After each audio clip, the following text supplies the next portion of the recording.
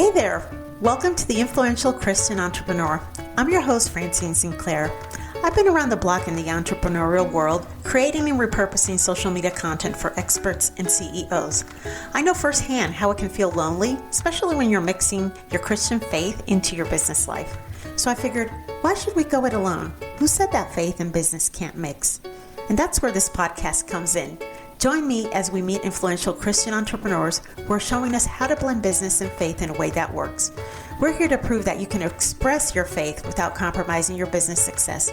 On the Influential Christian Entrepreneur, you're not just listening, you're part of the gang. So let's start this journey together.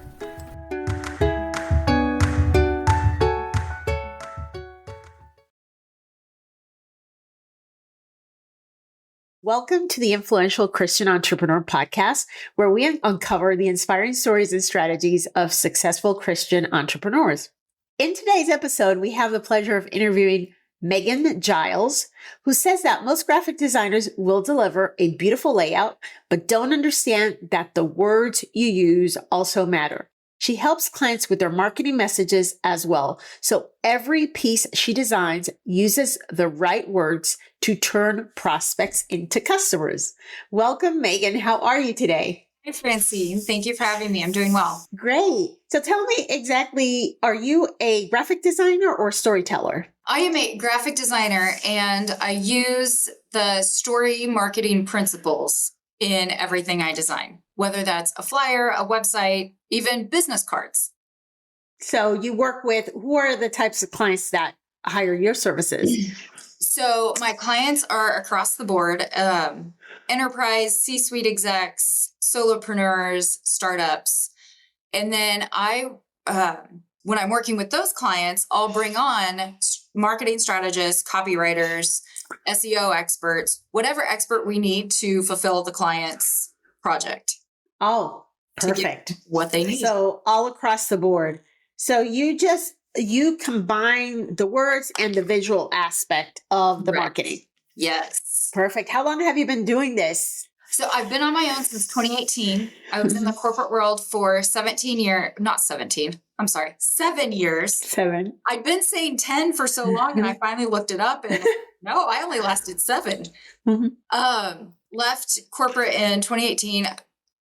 Branding and the visual design was always part of whatever my job description was. But I also did a lot of event planning and phone sales. I kind of had a lot of different duties throughout my career there. But since 2018, I've been on my own doing graphic design and learning along the way more and more marketing skills and really building out my network of marketing professionals so that if it's a skill set I don't have, I can either refer my clients onto them or bring that expert onto the project that we're working on. So you're building out your network. And how are you liking the entrepreneurial space versus the 9-to-5? Is it better? What do you like about it? This is what I was made for. Yeah. I was not made to sit in an office. And I love the variety of days. There's some days I sit in front of my computer for 10 hours working on a project. There's other days where I don't turn on the computer at all because I'm out talking to people, going to a networking event or a conference. Yesterday, I went shopping on a Tuesday because I had to get, doctor's appointments in. I'm an hour from any decent shopping. I live in small town, Kansas. And so I'm an hour from Walmart. So that's the half-day trip right there. Wow. So you're in a remote area, an hour from Walmart. Yes. I come from an agriculture background. So I'm surrounded by cattle ranches now. Cattle ranches. Do you do any garden farming yourself or growing anything? Oh, so I do have a fun garden story.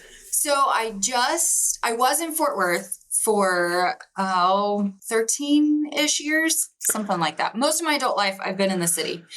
And recently, last fall, moved back home to Kansas where my family is. They're cattle ranchers, and so they're not going anywhere. So bought an old house, fixing it up. I'm in town of 600. And the house came with a greenhouse and some tubs of dirt that the previous owner had probably had some kind of garden in.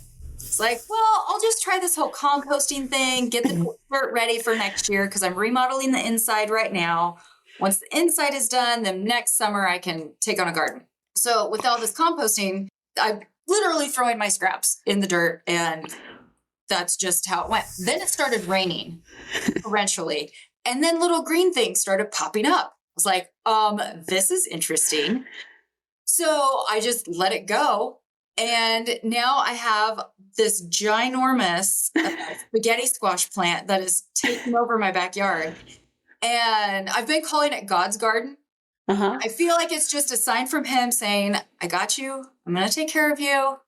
Everything's going to be fine. Because it's been a transition going from the big city where I was close to everything to being in small town, trying to figure out where I fit in a small town community. Wow. Well, in a small town community, I bet you're loving it so much better than being out there in the city hustling. Just the nice peace and quiet and just having all the, animals. I'd love to be in a remote area, but my husband's not for it. So we settled in between in the suburbs. I guess that's as good as it's going to get. Well, you are welcome to visit because I step out my front door and I can hear cows. You can? In the middle of town, yes. That's pretty awesome. And so tell me, Megan, why am I thinking Christine? Megan, how did you become a Christian, or have you always been a Christian? Always. I'm cradle Catholic and very grateful for my parents to have grown up in the church. And it was always part of my life. And I knew faith was important, but I didn't start really taking it seriously until my early to mid 30s. So just within the last, especially since I started my business, really had to rely on him. And a few years prior to that. So within the last 10 years, actually okay, let's actually read the Bible. And what does God say about this? And instead of, because prior I was trying to keep everything separate. Yeah. It didn't mix with business. And life was really hard. I also I didn't talk about faith with my friends very often either. And I was really big into the party scene and that wasn't fulfilling. My corporate jobs, they weren't fulfilling. So I was always searching, and I would listen to EWTN radio, which is a Catholic radio network, while I was working for one company. And that kind of, I started before that though, even I think, prior to getting that job, which I really liked, I was miserable in one of my jobs, and I had a 45-minute commute. And my dad said, well, with 45 minutes, why don't you pray the rosary on your way and ask God for a new job? And so I did. And within 3 or 4 months, maybe, that new job came along, and it was wonderful. And so it was always these little parts of the Catholic faith that I had with me. But now I'm really diving deeper into it. And we have so many more resources now with the way the world is connected.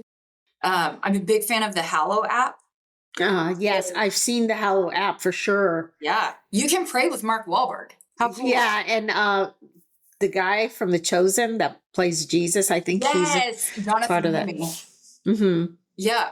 And Jim Caviezel, which he played Jesus in The Passion. Yes, in The Passion of the Christ. He's also a Catholic, I believe. Yes. Yeah.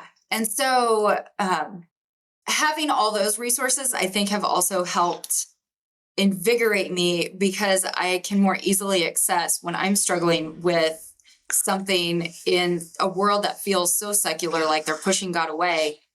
I can quickly Google or reach out to a different network and be like, okay, no, there's still a lot of Christians out there. We still have faith. And so I'm really making a bigger effort now to connect with other Christian business owners. That's how you and I met.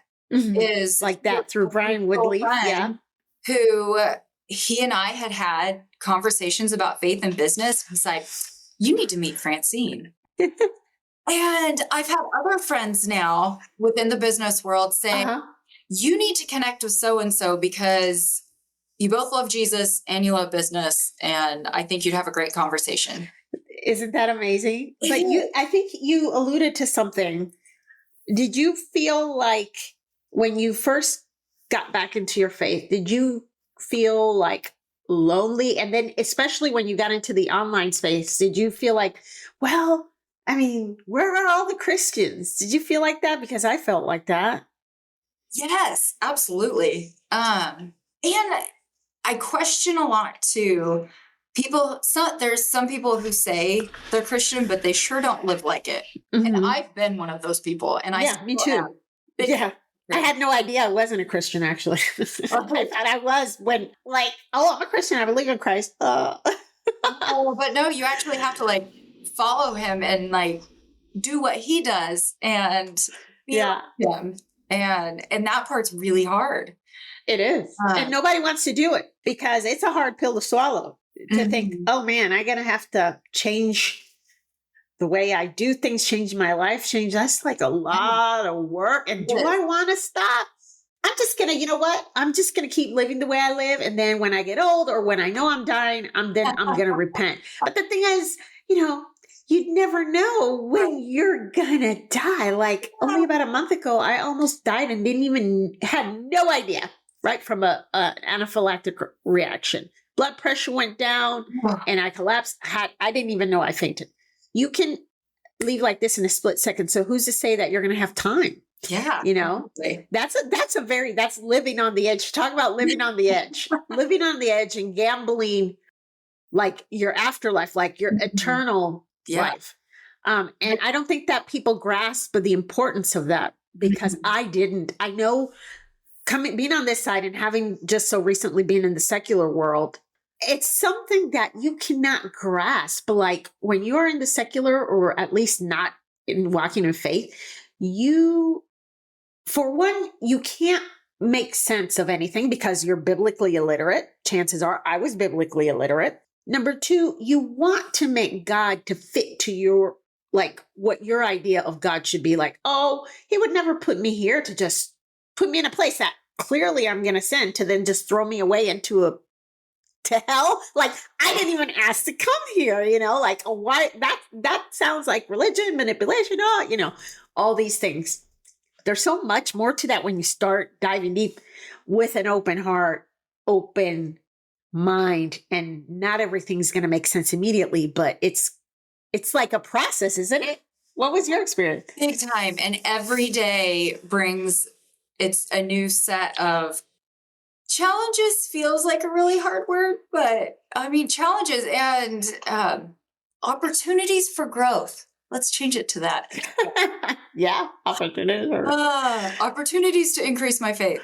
Because there's some days where I feel too Catholic to be around the group of people I'm around. And then I get in another setting and I'm like, ooh, I'm not Catholic enough or Christian enough. And by the way, all Catholics are Christians. Not all Christians are Catholic. Yeah.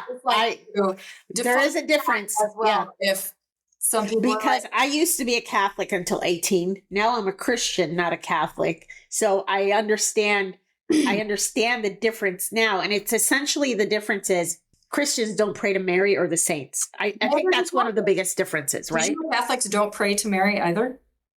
What Catholics? No. Catholics pray to Mary. No, we ask her for prayers. Oh, okay. That's a certain kind of Catholic? Yeah, if a Catholic has told you that they are praying to Mary, then they have been led astray. Oh, okay. Because when I was praying the rosary when I was a child, in my head, I was praying to Mary. Oh, you're definitely, you can have a relationship with her and ask her to pray for you and intercede on your behalf. Intercede on your behalf, right? Hey, Francine, will you pray for me today because I have this podcast yeah. I'm going to be on. Will you pray that I have the right words? And that's the exact same thing as going to Mary and saying, Mary, please pray that I have the right words on this podcast and present the faith well and not lead anyone astray. Right. That's true. Yes. So good that you made that differentiation because you have all different denominations. And I feel like the biggest when people really differentiate between Catholics and Christians. Like that's the biggest, like, okay, so Christians, you have all the Protestants, whatever, all these other denominations, even the non-denominationals. And then you have Catholics in a completely different category, still within the Christian umbrella, which is so confusing to people who are not like, aren't Christians of any kind. So right. Yeah, for sure. And so,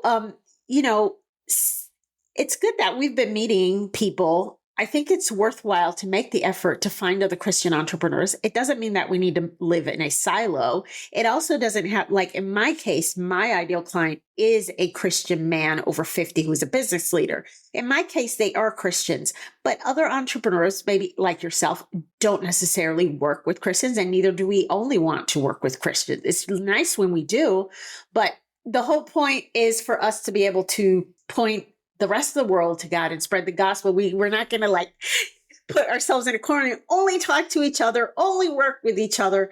But it's nice to have that support because especially if you're hiring somebody like a life coach, I feel like you're getting the better bang for your buck if you are a Christian and you're hiring someone who's also a sincere Christian, because they can give you that additional spiritual dimension to everything and scripture and everything like that. Do you find that to be true as well? Yeah, absolutely. And some days it is so tempting to go hide in that silo and just be like, I'm only talking to people who believe the same thing I do because I'm challenged. But no, have you felt like that sometimes? Because I remember working with a client who self-described himself on one of his social media posts that I dug up as a heathen, as I was having trouble with him. And I'm like, this was some time ago.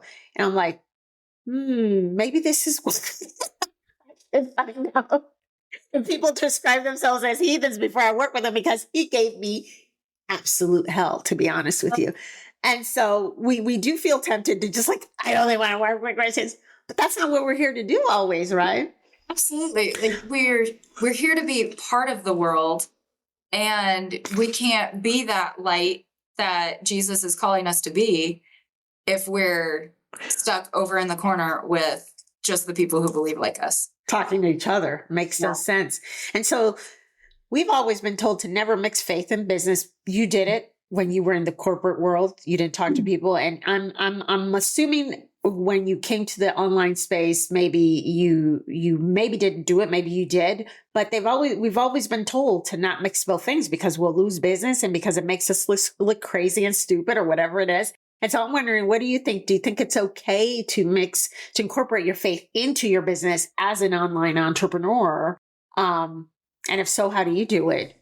Oh, some days I do it very well and some days I do it very poorly. I was looking back. I just had my 5-year work or business anniversary on August 1st. And so now all my Facebook memories are what I was pushing out there 5 years ago, which I did a lot of Bible verses to like just drum up conversations on Facebook. And I don't know how much effect that had on my clientele because I didn't get a ton of business off of Facebook, but it does show me that I've always tried. I think even if I didn't do it intentionally, I was trying to bridge that gap and bring and business together. And even offline, I would be praying for my business. That's one thing that I did in the very beginning was I had a prayer that I prayed every day over my business. And I could see God working in so many different ways. There was this one point so I started in August 2018. And by January 2019, I was struggling. I did not know how I was going to pay my mortgage. I'd underbid a project severely and underestimated the time it was going to take and everything. And the client hadn't paid the invoice yet. And so I was on my knees crying one night. Lord, I don't know how I'm going to pay my mortgage. I refuse to ask other people for help. There's multiple people I could go to but I don't want a handout. I want to do this on my own.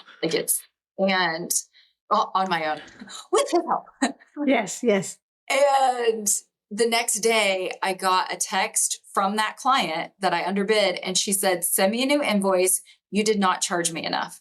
I know you're spending more time on this. Send me the real invoice. And she paid it and I paid my mortgage. And oh my gosh, the Holy Spirit touched her heart. Right? If that is not a God thing, I don't know. Who does that? Like, right? Who says, charge me more money. Yeah, exactly. Wow. So that's just one beautiful story that I remember whenever I get really down. I'm like, no, God will take care of me. It will be fine. And so brings me to one thing that I'm trying to figure out how to publish it on my website somewhere, and actually where I want to put it, since I'm in the marketing space, is my number one marketing tip is prayer. And then, do all the things that the books tell you to do, like, put yourself out there. Yeah, that's your number one marketing tip is prayer. So you're not sure how to incorporate that? Yeah. I would be like, you don't need a fancy website and lead generator, which is funny because I sell those things and I design them. You need to start praying for your business and then add in all those things. A lead generator, do you mean like a lead magnet? Right. Correct. After this conversation, I want to talk to you about something because an idea just popped up in my head. Maybe God put you here today because of this. But so let me ask you, how do you share? So that's what you want to do. You used to share Bible verses. How are you sharing now? Are you like using your have you gotten to the point where you're feeling comfortable with sharing your personal stories and include talking about your testimony, or using your personal stories to include something about God? Have you gotten to that point yet? Not unless somebody specifically asks me, but I don't,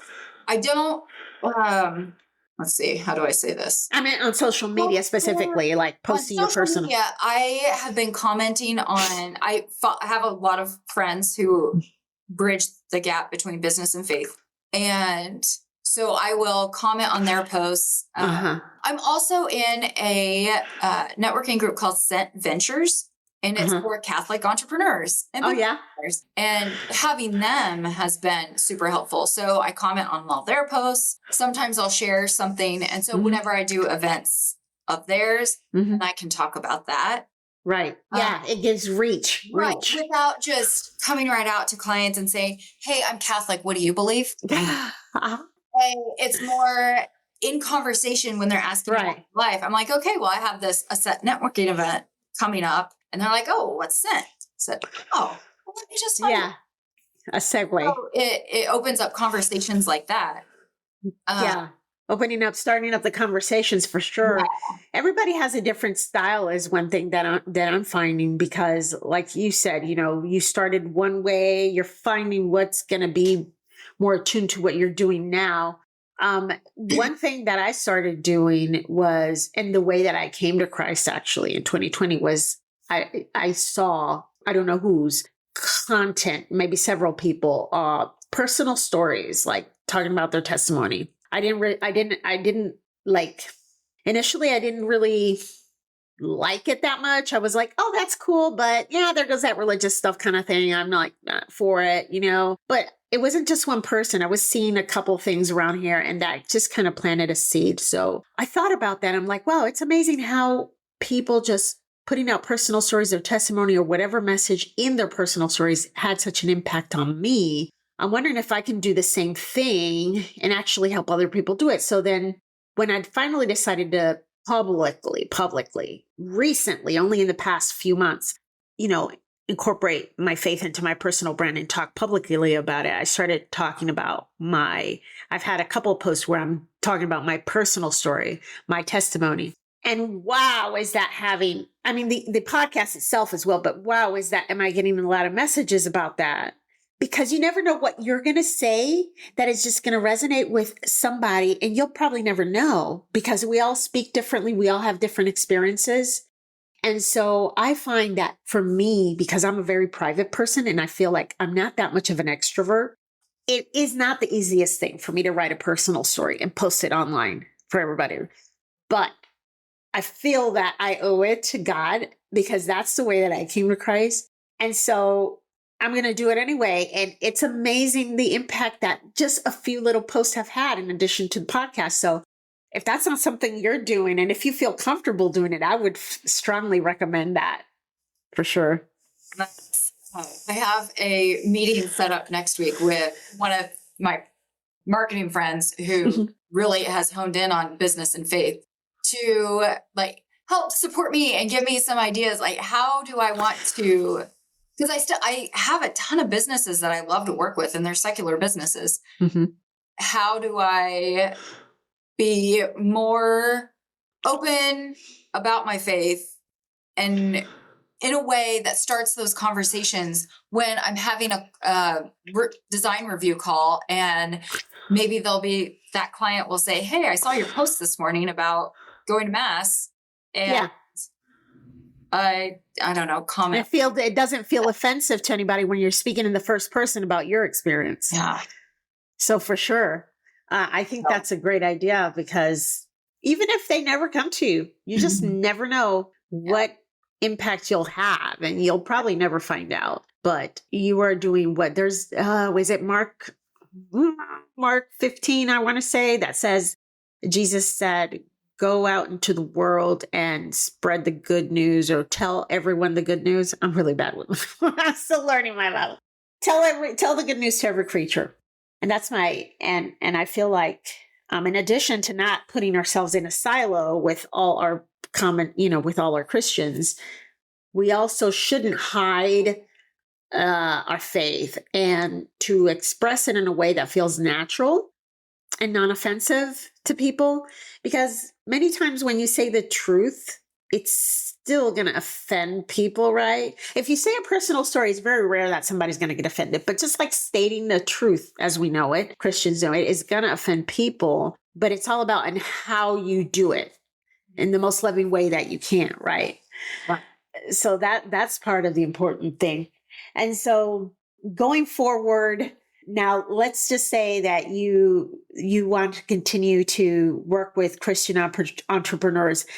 Have you ever found an instance where, or do you feel like you will ever run into a case where someone might not want to work with you because she goes to mass, so she's probably going to try to take me to church or convert? Have you ever had an instance where someone has not wanted to work with you specifically because they know that you're a Christian? Not work specifically, but dating for sure. Oh, really? Yeah. But that's a whole other... So people have literally not wanted to date you because you go to mass, because you go to church? Yeah, because I'm Catholic, for sure. Are they like were they like secular or just like another religion? Both. Okay. Yeah. Huh. So not in the business world, but in the love world, people have. I've also been like, I don't know what you believe, and I know we don't believe the same thing, and so I don't think I really want to. That's kind of hard, isn't it? Both ways. Yeah. I used to think that the unequal yoke thing was like, that's not a big deal. It's not a big deal if I think both people in the relationship are like non-practicing, maybe, right? Like if I am a non-practicing Christian and I marry a non-practicing Jew, maybe it might not be a big deal, I'm thinking. But if both are practicing, or one is very, very much into, it might be a big problem. I can see how that happens now. Yeah, for sure. So, yeah. So Megan, how can people find you? How can they look at your work? Because I think that when it comes to visual work, it's best when people see it to understand it. And how can people find like your portfolio, the things that you do? Where would they go to look it up? So my portfolio is on my website, along with all the main services that I provide. And that is mggraphics.design. And another place is to connect with me on LinkedIn. I post design tips occasionally. I go through phases of being really good at posting, and then I won't post anything. I was going to say, I was going to ask you, where are you active? Yeah. Because I haven't seen you on LinkedIn, and I've been on LinkedIn quite a bit. So it's LinkedIn. Yes. So LinkedIn is just my name, Megan Giles. You can find Giles. Mm-hmm. Megangiles. I have a yellow-green background, so easy to find there. Okay. And if you are interested more in my kind of faith journey, and I do talk more about faith on my blog. So last year I sold everything and traveled for 7 or 8 months. Where, like US or abroad? Yeah, just the US. I was down in Florida and the Carolinas mostly. Okay. And so I talk about that and need to update my blog some more this year with the whole house remodel adventure. But that is notcamping.com. Notcamping.com. Okay. Do you like camping? No. Oh, really? So that's a funny story. I was planning this trip. I sold everything I had, my house, everything in it in Texas, and was just going to travel, see how long I lasted. And I kept getting the question over and over again. They're like, are you going to be like camping? It's not really safe, is it? And I said, oh, I'm not going to camp. Like, I like nice things. I need central heat and air at night and, a normal bathroom. Yeah. Oh my gosh, funny. I like camping, but I'm also scared of camping. Like I'm scared of snakes, bears, everything out there. I'm here in Florida, but I don't know. I just gather the courage to go camping. I love it. Not glamping, but camping. And so now having the courage to sell it all and go, I think that's a lot braver than camping. That's a lot braver than camping. Even if it's here in the US, it's just like, So you heard it, guys, here at the influential Christian entrepreneur, Megan Giles, Giles, Gilles. I said that wrong the first time. It's Giles. Just one L. Oh, just one L? Yes. Oh, goodness. I have that wrong, too. The whole spelling of your last name says Giles. You can find her at, say that website again. Notcamping.com. Notcamping.com. And your professional? Design website is mggraphics.design. And LinkedIn is Megan Giles. Megan Giles. Perfect. So if you are a Christian CEO or executive seeking to authentically integrate your faith and professional brand on LinkedIn to inspire others, further God's kingdom, and leave a legacy, let's connect. Exactly what we've been talking about today. If you feel called to share your testimony and inspire other people by using your personal stories and building a faith-driven personal brand, you can find me at FrancineSinclair.com, or you can email me at hello@FrancineSinclair.com. I want to thank you, Megan, for being here today and talking to us about your journey. I love seeing or hearing people's different perspectives on this topic because it's very enriching, and it's also a way to build a community and give an example to other people, other entrepreneurs, or even people at work, that there's not only one way to do it and that there are other people also doing it. And in the times that we are in, it is urgent that we share our faith and that we let people know about Jesus Christ, because if we don't do it, nobody else will. Thank you, everybody, for listening to The Influential Christian Entrepreneur. We'll be back next week with another amazing guest. Take care. Bye.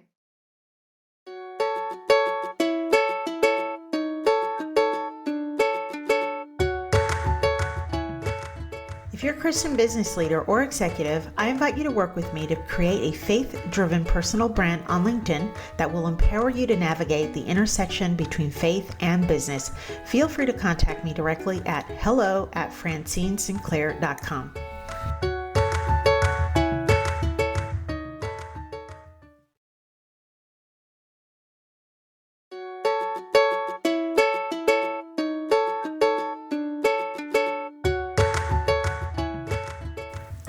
I want to thank you from the bottom of my heart for listening today. Make sure to subscribe to this podcast and don't forget to follow me, Francine Sinclair, on Facebook or LinkedIn. See you next week for a new episode.